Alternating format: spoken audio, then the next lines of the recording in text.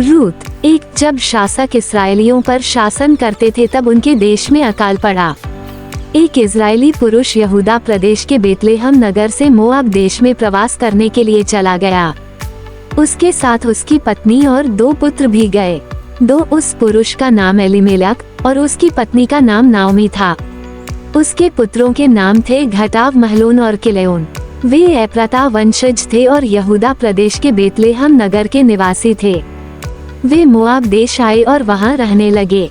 कुछ समय बाद नाओमी के पति एलीमेलक की मृत्यु हो गई और वह अपने दोनों पुत्रों के साथ रह गई। उसके पुत्रों ने मोआबी जाति की स्त्रियों से विवाह कर लिया। उनमें से एक का नाम ओर्पा और दूसरी का नाम रूत था। नाओमी और उसके पुत्र प्रायः 10 वर्ष वहां रहे। तत्पश्चात नाओमी के दोनों पुत्रों महलोन और किलेयोन की मृत्यु हो गई। यूं वह अपने पति और दोनों पुत्रों से वंचित हो गई। नाओमी ने मोआब देश में ये सुना कि प्रभु ने अपने लोगों की सुधि ली है और स्वदेश में अच्छी फसल हुई है, इसलिए वह अपनी दोनों बहुओं के साथ मोआब देश से स्वदेश लौटने के लिए तैयारी करने लगी। वह और उसकी दोनों बहुएं उस स्थान से बाहर निकली जहां वे रहती थीं। उन्होंने यहूदा प्रदेश लौटने के लिए मार्ग पकड़ा। नाओमी ने अपनी दोनों बहुओं से कहा, अब तुम अपने अपने मायके को लौट जाओ। जैसे तुमने मृत पति के साथ तथा मेरे साथ सद्व्यवहार किया है, वैसे प्रभु तुमसे सद्व्यवहार करे। प्रभु तुम्हें यह वरदान दे कि तुम पुनः विवाह कर सको और पति के घर में आश्रय प्राप्त करो। नाओमी ने उनका चुंबन लिया। उसकी बहुएं छाती पीट पीट कर रोने लगी। उन्होंने उससे कहा, नहीं, हम आपके साथ आपकी जाति के लोगों के पास वापस जाएंगी। नाओमी ने कहा, मेरी पुत्रियों, लौट जाओ। तुम मेरे साथ क्यों चलोगी? क्या मेरे गर्भ से अब भी पुत्र उत्पन्न होंगे कि वे तुम्हारे पति बन सकें? लौट जाओ मेरी पुत्रियों, चली जाओ। अब मैं बूढ़ी हो चुकी हूँ और विवाह नहीं कर सकती। यदि मैं तुमसे ये कहती कि मुझे गर्भ धारण की आशा है और यदि आज रात ही मुझे पति प्राप्त हो जाए और मैं पुत्रों को जन्म दूं तो क्या तुम उनके बड़े होने तक प्रतीक्षा करोगी? उस समय तक तुम विवाह नहीं करोगी? कदापि नहीं मेरी पुत्रियों। मैं तुम्हारे कारण बड़ी दुखी हूँ कि प्रभु का कृपापूर्ण हाथ मुझ पर से उठ गया। 14 बहुएं जोर जोर से फिर रोने लगी। ओर्पा ने अपनी सास का चुंबन लिया और अपने लोगों के पास लौट गई, पर रूत अपनी सास से चिपकी रही। 15 नाओमी ने फिर कहा, देख, तेरी जेठानी अपने लोगों के पास, अपने देवताओं के पास लौट गई है। अब तू भी अपनी जेठानी के पीछे पीछे लौट जा। 16 रूत ने कहा, आप मुझसे विनती मत कीजिए कि मैं आपको छोड़ दूं, आपके पीछे पीछे न आऊं और लौट जाऊं। जहाँ जहाँ आप जाएंगी वहाँ वहाँ मैं भी जाऊंगी। जहाँ आप रहेंगी वहाँ मैं भी रहूंगी। आपके लोग मेरे लोग होंगे, आपका परमेश्वर मेरा परमेश्वर होगा। 17 जहाँ आप अंतिम सांस लेंगी वहाँ मैं भी मरकर दफन होंगी। यदि मृत्यु भी हमें एक दूसरे से अलग करे तो प्रभु मेरे साथ कठोर व्यवहार करे, नहीं उससे भी अधिक बुरा व्यवहार करे। 18 जब नाओमी ने देखा कि रूत उसके साथ जाने के अपने निश्चय पर दृढ़ है, तब वो और कुछ न बोली। 19 वे दोनों चलते चलते बेतलेहम नगर में आईं। जब उन्होंने बेतलेहम नगर में प्रवेश किया तब उनके कारण पूरे नगर में हलचल मच गई। स्त्रियों ने पूछा, क्या ये नाओमी है? 20 नाओमी ने उनसे कहा, कृपा कर अब मुझे नाओमी मत कहो, बल्कि मुझे मारा कहो, क्योंकि सर्वशक्तिमान प्रभु ने मुझे बहुत दुख दिया है। 21 में हरी भरी गृहस्थी के साथ परदेश गई थी, पर प्रभु मुझे खाली हाथ स्वदेश लौटा लाया। जब प्रभु ने ही मुझे दुखिया बनाया है, सर्वशक्तिमान प्रभु ने मुझ पर विपत्ति ढाही है, तब क्यों तुम मुझे नाओमी कहती हो? 22 क्यों नाओमी अपनी मोआबी बहू रूत के साथ मोआब देश से लौटी, जो कि फसल की कटनी के आरंभिक दिन थे, जब नाओमी और रूत ने बेतलेहम नगर में प्रवेश किया। रूत 2 एक नाओमी के पति का एक रिश्तेदार था, उसका नाम बोअज था। उसके पास अपार धन संपत्ति थी, वह एलीमेलेक के परिवार का था। 2 मोआबी रूत ने नाओमी से कहा, खेत में सिला बीनने के लिए मुझे जाने दीजिए। जो फसल काटने वाला मुझ पर कृपा दृष्टि करेगा, उसके पीछे पीछे मैं सिला बीनूंगी। नाओमी ने उससे कहा, जा मेरी पुत्री। 3 अतः रूत चली गई। वो फसल काटने वाले के पीछे पीछे सिला बीनने के लिए खेत में आई। संयोगवश रूत खेत के उस भाग में सिला बीनने लगी जो एलीमेलेक के संबंधी बोएज का था। 4 बोएज बेतलेहम नगर से आया। उसने फसल काटने वालों से कहा, प्रभु तुम्हारे साथ हो। उन्होंने उत्तर दिया, प्रभु आपको आशीष दे। 5 बोएज ने रूत को देखा तो अपने उस सेवक से पूछा जो फसल काटने वालों से काम करा रहा था, ये किस परिवार की लड़की है? 6 सेवक ने उत्तर दिया, यह मोआब देश की लड़की है। ये नाओमी के साथ मोआब देश से आई है। 7 इसने मुझसे पूछा था, कृपा कर मुझे फसल काटने वालों के पीछे पीछे सिला बीनने और पुलों के आसपास की बालें बटोरने की अनुमति दीजिए।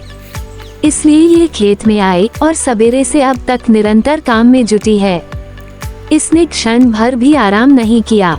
8 बोएज ने रूत से कहा, सुनो, अब तुम्हें दूसरे व्यक्ति के खेत में जाकर सिला बीनने की आवश्यकता नहीं। तुम मेरे इस खेत को छोड़कर मत जाना, तुम भी मेरी सेविकाओं के साथ रहना। 9 जिस खेत में वे फसल काटेंगी, तुम उन पर दृष्टि रखना और उनके पीछे पीछे जाना। मैंने अपने सेवकों को आदेश दे दिया है कि वे तुम्हें स्पर्श न करें। जब तुम्हें प्यास लगेगी तब घड़ों के पास चली जाना। जो पानी सेवक घड़ों में भरेंगे, तुम उसको पीना।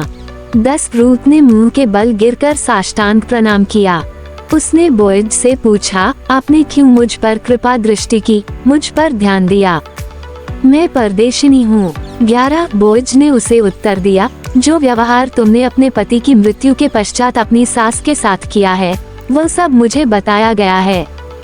मुझे मालूम हुआ है कि तुम अपने माता पिता और मातृभूमि को छोड़कर ऐसे लोगों के साथ रहने के लिए आई हो जिन्हें तुम पहले कभी जानती भी नहीं थी। 12 प्रभु तुम्हारे कार्य का पुरस्कार तुम्हें दे। इस्राएलियों का प्रभु परमेश्वर, जिसकी छत्र छाया में तुम आई हो, तुम्हें पूर्ण प्रतिफल दे। 13 रूत ने कहा, मेरे स्वामी, यद्यपि मैं आपकी किसी भी सेविका के बराबर नहीं हूँ, तो भी मैंने आपकी कृपा दृष्टि प्राप्त की। आपने मुझे दिलासा दिया, आपने मुझसे सांत्वनापूर्ण शब्द कहे। 14 बोएज ने भोजन के समय रूत से कहा, यहाँ आओ, ये रोटी लो और इसको सिरके में डुबाकर खाओ। अतः रूत फसल काटने वालों के पास बैठ गई। बोएज ने उसे जौ के भुने हुए दाने दिए। उसने पेट भर खाया, उसके पास कुछ बच भी गया। 15 जब वह सिला बीनने को उठी तब बोएज ने अपने सेवकों को यह आदेश दिया, पुलों के बीच भी रूत को सिला बीनने देना और उसका अनिष्ट मत करना। 16 उसके लिए पुलों में से भी दाने नोचकर गिरा देना, जिससे वह उन्हें भी बीन सके। उसे मत डांटना। 17 रूत संध्या तक खेत में सिला बीनती रही। उसके बाद उसने बीना हुआ जौ फटका। जौ प्रायः 10 किलो निकला। 18 उसने उसको उठाया और वह नगर में आई। उसने बीना हुआ अनाज अपनी सास को दिखाया। जो भोजन पेट भर खाने के पश्चात बच गया था, वह भी उसने अपनी सास को दे दिया। 19 सास ने उससे पूछा, आज तूने कहाँ सिला बीना? तू कहाँ काम करती रही? तुझ पर ध्यान देने वाले व्यक्ति को प्रभु आशीष दे। तब रूत ने अपनी सास को बताया कि वह किस व्यक्ति के खेत में काम करती रही। उसने कहा, उस व्यक्ति का नाम, जिसके खेत में आज मैंने काम किया, बोएज है।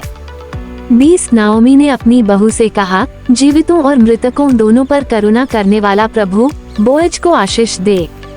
नाओमी ने आगे कहा, बोएज हमारा संबंधी है। वो हमारे निकट कुटुंबियों में से एक है, जिन पर हमारी देखभाल करने का दायित्व है। 21 रूत ने कहा, उसने मुझसे ये भी कहा, जब तक मेरे सेवक सब फसल न काट ले तब तक तुम उनके साथ काम में लगी रहना। 22 नाओमी ने रूत से कहा, मेरी पुत्री, ये तेरे लिए अच्छा है कि तू बोएज की सेविकाओं के साथ उसके खेत में जाए। यदि तू दूसरे व्यक्ति के खेत में जाएगी तो वे तुझे स्पर्श कर सकते हैं। 23 क्यों रूत बोएज की सेविकाओं के साथ काम में लग गई। वह जौ और गेहूं की फसल की कटनी तक सिला बीनती रही। वह अपनी सास के साथ ही रहती थी। URL रूत 3 एक उसकी सास नाओमी ने रूथ से कहा, मेरी पुत्री, यह मेरा कर्तव्य है कि मैं तेरे लिए पति का आश्रय खोजूं, जिससे तेरा भला हो। 2 बोअज, जिसकी सेविकाओं के साथ तू काम करती है, हमारा कुटुंबी है। देख, वो आज रात को खलियान में जौ की ओसाई करेगा। 3 तू स्नान कर, सिर में तेल डाल और साफ सुथरे वस्त्र पहन। इसके बाद तू खलियान में जाना, परंतु जब तक बोअज खाना पीना समाप्त नहीं कर लेगा तब तक तू स्वयं को उस पर प्रकट मत करना। 4 जब वह सोने के लिए लेटेगा तब तू उस स्थान को देख लेना जहां वह सोता है। उसके बाद तू जाना और उसके पैरों की चादर उठाकर वहां लेट जाना। तब वो तुझे बताएगा कि तुझे क्या करना चाहिए। 5 रूथ ने नाओमी से कहा, जो आप कहती हैं वो मैं करूंगी। 6 रूथ खलियान में गई। उसने अपनी सास के आदेश के अनुसार कार्य किया। 7 बोअज खा पी चुका था। उसका हृदय आनंद मग्न था। वह सोने के लिए अनाज के ढेर के किनारे आया। रूथ चुपचाप आई। वह बोअज के पैरों की चादर उठाकर वहीं लेट गई। 8 आधी रात को बोअज चौंक पड़ा। उसने पलटकर देखा कि उसके पैरों के पास एक स्त्री लेटी हुई है।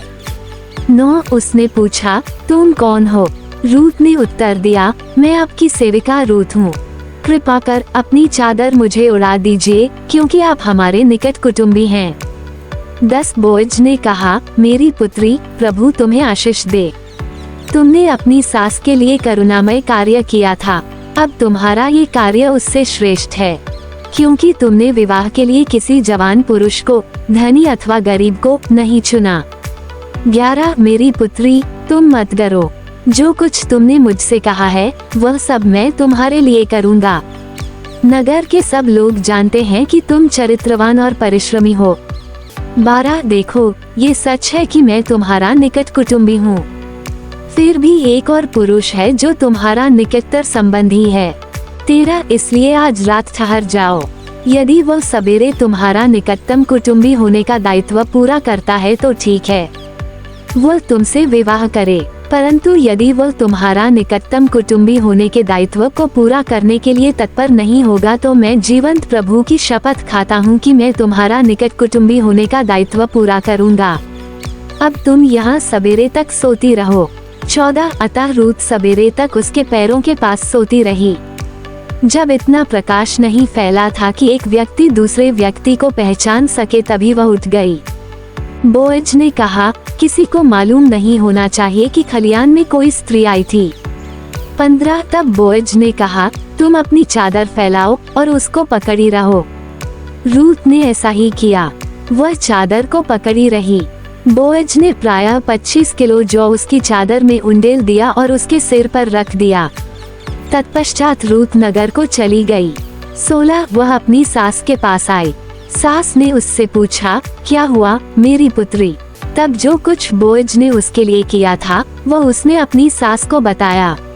17 रूथ ने कहा, ये 25 किलो जौ भी मुझे दिया है। उसने कहा था, तुम्हें खाली हाथ अपनी सास के पास नहीं जाना चाहिए। 18 नाओमी ने कहा, मेरी पुत्री, जब तक तुझे इस बात का पता न चले कि इसका परिणाम क्या होगा तब तक तू चुपचाप रह। आज जब तक बोअज सब बातें निपटा नहीं लेगा तब तक चैन से नहीं बैठेगा। रूथ 4 एक बोअज नगर के प्रवेश द्वार पर गया। वह वहां बैठ गया। उसी समय एलीमेलेक का निकटतम कुटुंबी जिसके विषय में बोअज ने चर्चा की थी वहां से गुजरा। बोअज ने उससे कहा, यहाँ आइए महाशय, यहाँ बैठिए। अतः वह अपना मार्ग छोड़कर वहां बैठ गया।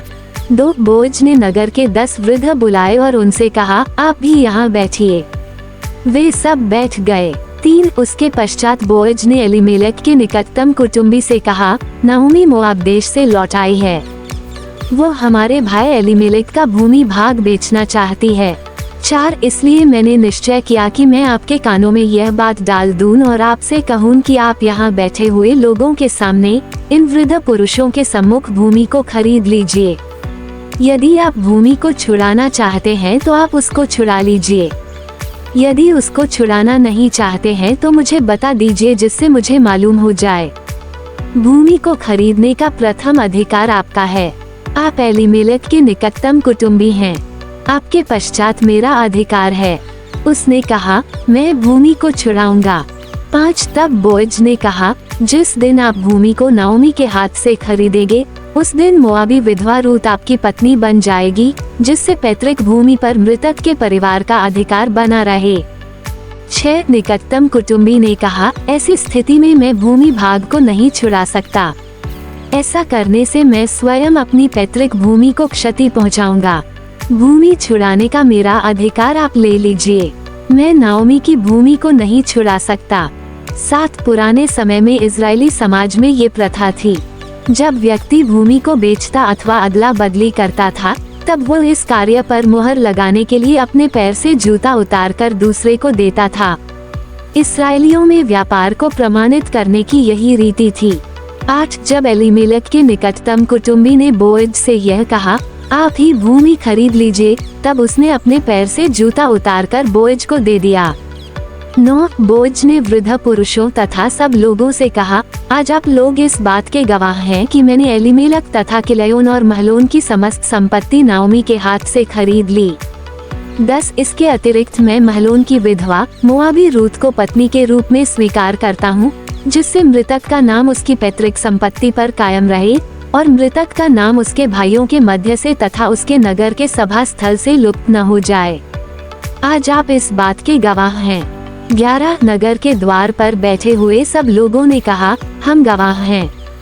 वृद्धों ने यह आशीष दी, प्रभु तुम्हारे घर में प्रवेश करने वाली इस स्त्री को राहेल और लिया के सदृश बनाए, जिन्होंने इसराइल का घर बसाया था। तुम एप्रता में धन संपत्ति से समृद्ध हो और बेतलेहम नगर में विख्यात। 12 तुम्हारे वंश के कारण, जिन्हें प्रभु इस युवती के माध्यम से तुम्हें देगा, तुम्हारा घर पेरेस के समान बने, जिसे तामार ने यहूदा से जन्म दिया था। 13 इस प्रकार बोअज ने रूत से विवाह कर लिया, वो उसकी पत्नी बन गई। बोअज ने रूत से सहवास किया। प्रभु की कृपा से वह गर्भवती हुई और उसने एक बालक को जन्म दिया।